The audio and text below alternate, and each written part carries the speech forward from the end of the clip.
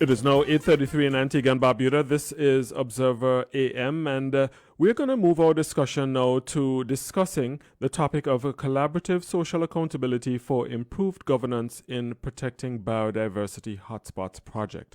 And the Integrated Health Outreach is a local non-governmental organization that promotes and facilitates community, ecological, and social emotional well-being. There are biodiversity hotspots in Antigua and Barbuda that are threatened by overpopulation and overexploitation, habitat loss, and invasive alien species. And they are intensified by the effects of climate change and climate variability. To discuss this issue, we have two experts who are certainly better at speaking to these issues than myself. Is Indira De Jesus, who's a project manager from the Dominican Republic. Welcome to Antigua. Thank you, and welcome to the studios of Observer Radio. And Dr. Nicola Bird, who's a familiar name, certainly to listeners of Observer AM. She's been a guest on our program on more than one occasion, and it's always a pleasure to have her join me. And an honor, of course. Dr. Bird, thank you. Thank you for having us. It's always an honor to be here as well. Okay, great. There's some listeners who might have heard Dr. Bird and might have thought of the optometrist. Oh, so yes. Actually, initially, I thought it was the optometrist too when I got the first phone call. But there you are. When I realized it was, oh, no, this is not about eyes. No. All right. Now, tell us, well, for those who may not have met you, I may know the other Dr. Bird, but may not be familiar with you. Who are you? And what is IHO? Well, you can put a little more meat on the bone and more eloquently than I did. Thank you. So, I'm Nicola Bird, and so I'm the Executive Director for Integrated Health Outreach, or IHO, and our organization works in building, improving wellness and well-being across the island in over different platforms: environmental, social, community, women. So we have multiple projects going on right now. We have women's beekeeping. We have 60 women trained as beekeepers, women farmers, reforestation of coconut trees. We've recently done a child rights and child abuse. So we have many projects. And this one now, where the pathways that this particular project is towards addressing conservation and improving conservation through what's called social accountability, which very simply is building a bridge or a communication or participatory participation between community groups and governments to address conservation issues and reduce the threats to biodiversity. And biodiversity is everything, our plants, our trees, our species. Geckos, like my friends over at Redunda. Everything that we are is our biodiversity. Right. All creatures, great and small. Would you say that's your essential aim and mission of IHO? What you've just outlined? Do you mean or you have in a terms further of breakdown? You mean in terms of biodiversity? No, in terms of IHO. The mission. Yeah. So we just our goal is to improve well-being, and well-being is holistic and crosses many platforms, and most of our projects are very holistic in orientation. So we can't have well-being if our environment is compromised and at risk and threatened. We can't have well-being if our mental health is not in, and also for vulnerable groups, we want to address the vulnerabilities and help to build capacity, empower groups. So we choose the most vulnerable groups. Right. Indira De Jesus? Yes. You could let our listeners know, a little bit about yourself, your background, and your role in this project. Have you mentioned I'm the project manager for the project at the regional level. I'm from Instituto Tecnológico de Santo Domingo. Mm-hmm. We'll call it INTEC. Okay. INTEC is a university in the Dominican Republic. And so we offer degrees and have students, but we also get involved in projects that address social and environmental issues in our country and in the region. Mm-hmm. Well, this is our first project at the regional level. So, yes, that's what we do. How did both of you connect? Well, so there was the project is funded by the World Bank and the division within the World Bank called Global Partnership for Social Accountability, and they did a call a couple of years back and for this particular project. So I put in my proposal. So the countries have to opt in to this particular department to want to participate in social accountability, which of course is communities working alongside government. Antigua and Barbuda opted in, and Dominican Republic did. So when INTEC also submitted a proposal, and the World Bank decided that we would work best as a team, a regional project. So they linked us, and here we now are, and we have a great partnership, and it's been very successful. So. All right. Now, tell us about the duration of this project and when the size of the project. And so you've outlined some of the scope, Right. but the size of the project and how long is it intended to last for? So the project is a 4-year project, and it's also co-funded by the Critical Ecosystem Partnership Fund. And so it's a regional project we're implementing in Dominican Republic, Jamaica, Antigua, Barbuda, and St. Lucia. But we're also will be working with another group in implementing in 3 other islands, the Bahamas, St. Vincent and the Grenadines, and Haiti. So it's a Those comprehensive are the regional. islands that would have opted in.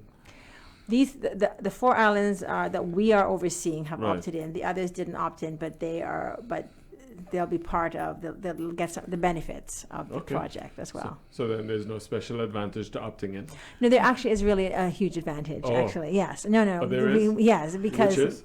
because we are doing the groundwork and the trial. So we lay out how the project is going to be. We test the methodologies and the tech and the approach here. So we're really privileged. So in terms of this kind that the World Bank's funding in this area, it's usually around services like health and education.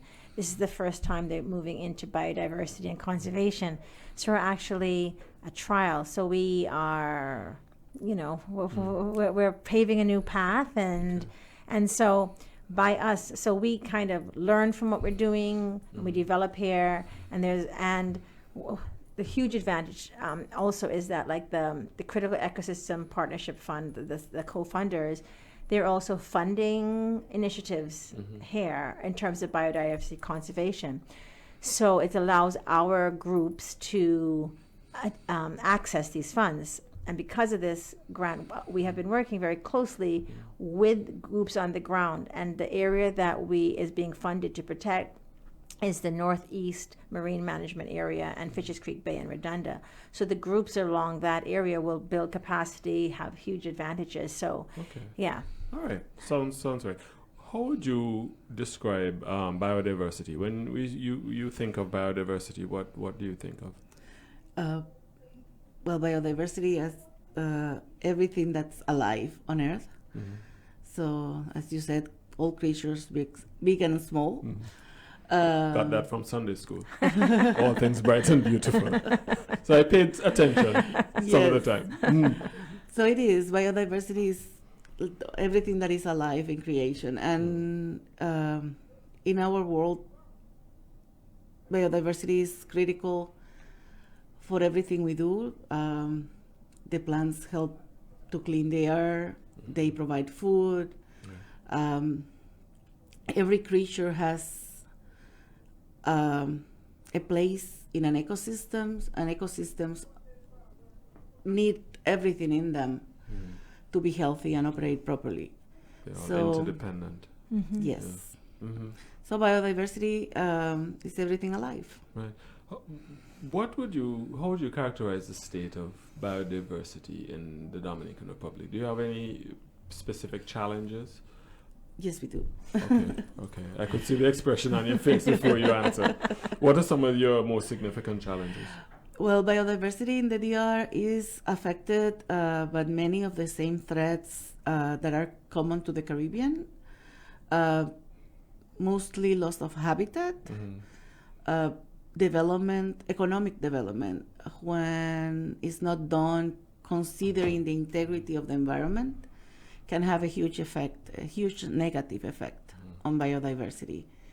So this, the destruction of the places, the ecosystems, the areas where the species live is one big threat.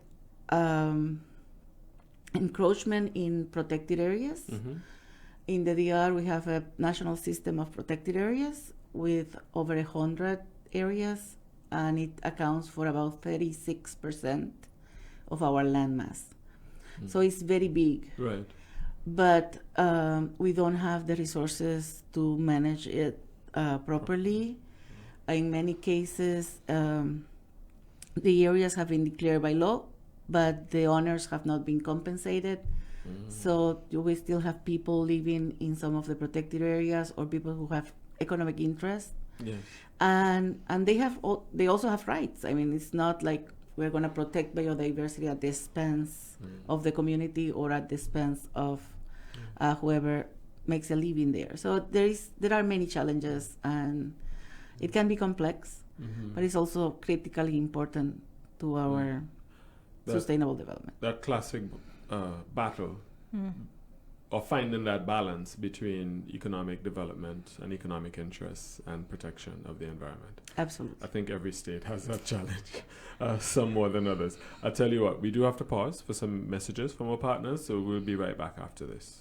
Thank you. It's our third look at this place. Let's buy. Here we come. Home ownership is a big deal, so move in merrily with CIBC First Caribbean. With your new mortgage, you'll get half off the appraisal cost, home insurance, commitment fee, and more. Enjoy up to 95% financing and a homeowner benefits card, redeemable at selected hardware, furniture, and appliance stores. Nice sound. We moved in. Merrily. Terms and conditions apply. Visit CIBCFCIB.com/move merrily for details. This is Observer Radio.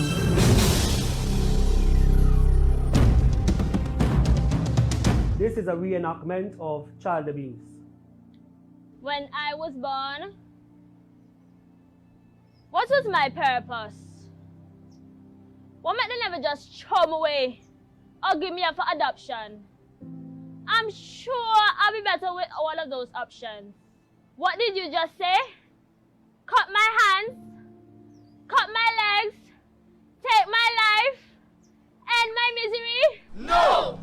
Do not listen to the voices in your head. Yes, I'm sure I'll be better off dead.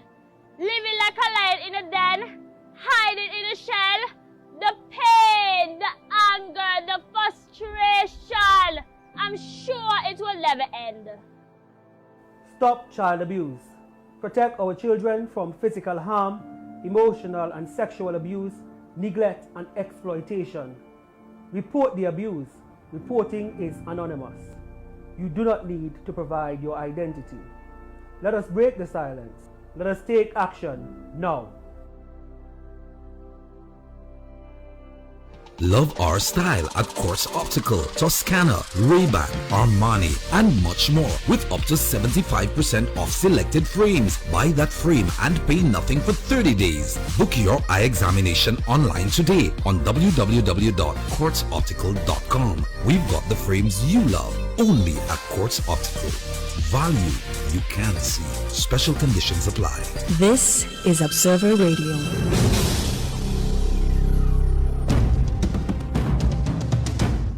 Your voice counts. Your questions are answered. This is Observer AM.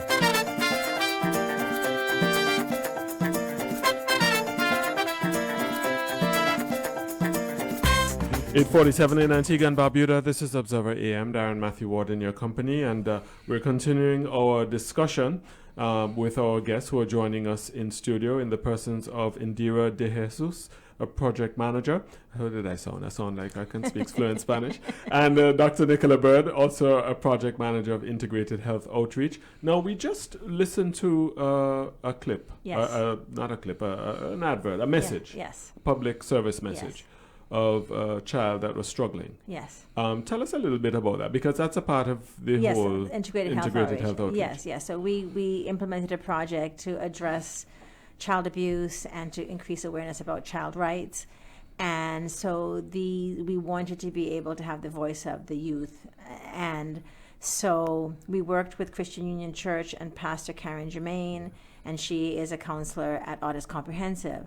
So obviously as a counselor, she gets a lot of stories about child abuse, and so she got the permission of the victims to tell for the drama students to reenact their stories, to get the outline of a story and then to create scripts around it.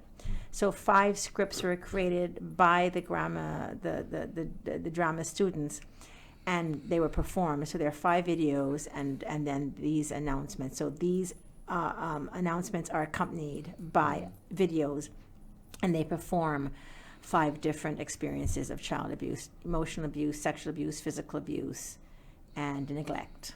Oh, that's amazing. And it's good to know that they were so part and parcel of this. They were completely involved, and it was very powerful for them, and it's, And you got a little emotional. I get it moves me every time. It's very powerful because the way that they were able to take these stories and express it and represent it in dramatizing it is very intense. But the issue of child abuse is very emotional for me, obviously, and a scourge to society. So, let me ask Indira. I may call you Indira. Of course. All right. Why should NGOs and CSOs and the wider community be involved with conservation? Because our lives depend on it. Yeah, that's a pretty good answer. Pretty good reason. But it's unusual to find a community that is clear on the connections between themselves and biodiversity. Even people who make a living, whose livelihood directly depend on biodiversity, like fishers, often don't necessarily see the connection between what they're doing or what society is doing and the resources they depend on. So community involvement is critical for many reasons. We need to better educate people. We need to make sure that people understand the connections between themselves and their environment, and how the conditions of the environment affect everything we do, like water availability, climate change protection around the coast, conservation of mangrove forest and coral reefs is critical to the preservation of our coastal communities, because as sea levels rise, storm surges increase, we are more vulnerable, and our resilience depends a lot on how healthy the coastal ecosystems are. So every time we make a development decision, every time we make an economic decision, we're impacting the environment somehow, and we need communities to understand so that they can make informed decisions, and they can also get involved with the decisions made by our governments. As Nicola mentioned, collaborative social accountability as a tool has been used mostly for services like education and health, where communities and citizens see very clearly how they're affected when the services are not provided correctly. If your children are not getting access to education or good quality education, that is very clear to the community, and it's easier to get people involved. With biodiversity, we need to first educate and create this awareness, and at the end, we need to get everybody engaged into working together for the solutions. Right, understood. Some would say, though, that oftentimes communities understand what needs to be done to protect the community. Yes. The governments are the problem, because they are more concerned about the election cycle, and they want to create perceived or real economic quote-unquote opportunities, and that often comes at the expense of the environment. Yes. There is a lot to be said about what you just said.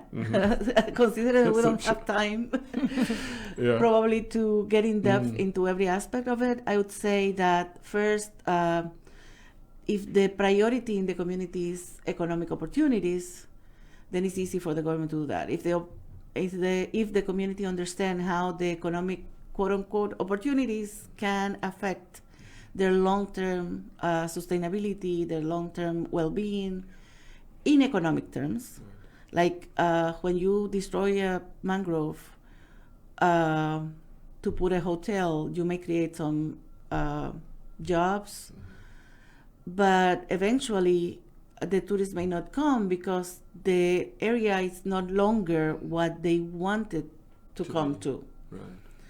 And we've seen that happen in my country. We have a whole part of the country where we first started having tourism development, that after about 10 years, it just crashed because the area became polluted. It was no longer the pristine, beautiful beaches that people wanted to see. It was overcrowded, it was polluted, it was not what the tourists wanted. So that area, it's just now, like 15 years later, starting to come back. So that's the type of thing that we need communities to be aware of so that they can make better decisions and can help our governments make better decisions. And it's not about assigning blame, it is about working together in collaborative solutions. All right. That's very insightful. How will the project benefit Antigua and Barbuda, Dr. Bird? Well, I think, in a lot of things that Indira said, but the key, the whole approach and the whole goal and objective is to bring communities to work alongside the government. And so we use these kind of mechanisms or tools, and simply people learn skills and how to use them to collaborate and partner with the government in ongoing conversation. So we will build that structure for the 4 years of the project. So we've already working and build a relationship with the different community groups along the area. We've already had the dialogues with the different government institutions, and there'll be ongoing quarterly meetings that they come together and discuss. And so it's a change in mindset. So normally communities aren't having continual ongoing discussions. And these kind of approach can be used across multiple platforms, but we're using it here for biodiversity. So our goal is by the end of the project that this will become like a structure, that this will become like normalized, that the communities will realize how they can communicate and come, discuss what the issues are, come together to find common solutions. So it's really a partnership. And once we build that structure, Antigua will have long-term benefit because that will become just normalized rather than something happening over there and over there, and we're not connecting. All right. What is the next step for this project? So the community groups, 3 of the community groups and EAG have proposals for funding in terms of biodiversity. So once that is approved, which we hope soon will be, we will then be... Who approves that? The CEPF, one of our partners, that they're co-funding. So and they'll be in the region for 5 years. So the opportunity to keep getting funded to support this. So we're working in those groups. So that will help also build their capacity of the groups. They'll get a lot of benefit from that funding, and as well we will be working alongside them in terms of developing these skills for the social accountability, which again is just really learning how we can communicate and what kind of approaches you can use to work alongside. So we'll be building this relationship. So we've already, like I said, had the dialogue. So by the end, Antigua will benefit by increased connection and relationship between government and the community. And 2, we will improve. The goal is to reduce the threats to biodiversity and improve conservation. And also the groups themselves will have built capacity and be more empowered and stronger in terms of maybe getting future funding in this area as well. All right. What's the size of the project? I think I'd asked that, but I'm not sure I got the answer. So it's for 4 years? No, Yeah. the span is 4 years. You're right. But in terms of the size, as in monetary, you said that it's being funded and you have co-funders. Is there a monetary value to the size of the project? To the funding for Yes. the whole region, it's been $1 million fund for the region. Oh, you said that's so easy. This is $1 million US? For the whole region. Oh, okay. Yeah. All right. It's nothing to sneeze at. No? All right. I just want to thank both of you. Believe it or not, our time is up. Oh. Yes, it is. I want to thank you very much, particularly our special guest from the Dominican Republic, Indira De Jesus. Oh Lord, I got in trouble after doing so well. Indira De Jesus, project manager, and Dr. Nicola Bird, project manager as well for the Integrated Health Outreach Project. This is a very interesting discussion. I certainly wish you every success with your achieving your objectives, Thank both you. of you. And when do you return to the DR? Tomorrow. Oh, okay. So we got you just in time. Safe travels home. Thank you. All right. All the best. And Thank thank you you for having both. Thank you so much. All right. You're welcome.